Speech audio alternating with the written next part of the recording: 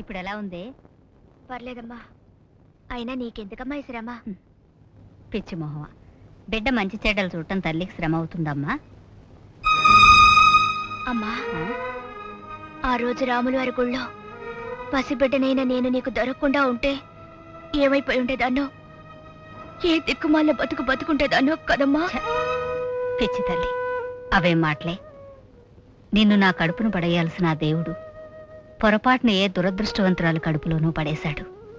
తన తప్పు తెలుసుకుని నా కళ్ళ పడేట్టు చేశాడు.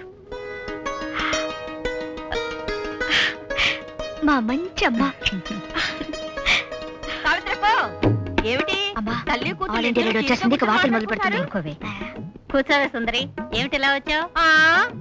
పెద్ద మనిషి అయిన పిల్లను బయట ఎందుకు వేసావని అడిగినట్టు నువ్వెందుకు వచ్చావని అడుగుతావేటి? ఊళ్ళో అందరి మంచి చెడ్డలు చూసేదాన్ని, నాకు రాక తప్పుతుందా? మంచి చెడ్డలు చూసేదాననే బదులు మోసేదానంటే బాగుంటుంది. చాలేవి నీ బడాయ్. మొగుడికి తీయగా ముద్దెడితే నీ రంకు మొగుడు నేర్పేడా ఈ ముద్దు అన్నట్టు ఏదో మీరంతా అయిన వాళ్ళు కదా అని ఊళ్ళో జరిగే విషయాలు చెబుదామని వస్తే మాటలు మోసేదాన్ని అంటావేటి? చిన్నపిల్ల దానికి ఏం తెలుసులేవే. ఇంతకీ నువ్వు చెప్దాం అనుకుందేమిటి? ఏముంది, నిన్న 3వ మన్మధుల సినిమాకి వెళ్ళాను. హాల్లో మహాతల్లిని చూశాను. ఒంటి నిండా నగలు దిగేసుకొని వచ్చింది. ప్రతి మగాడు తన మొగుడు అయినట్టు. అబ్బబ్బా, అది చూసే చూపులు చూస్తే చిచి నాకే సిగ్గేసింది అనుకో. ఇంతకీ ఎవరి గురించే నువ్వు చెప్పేది?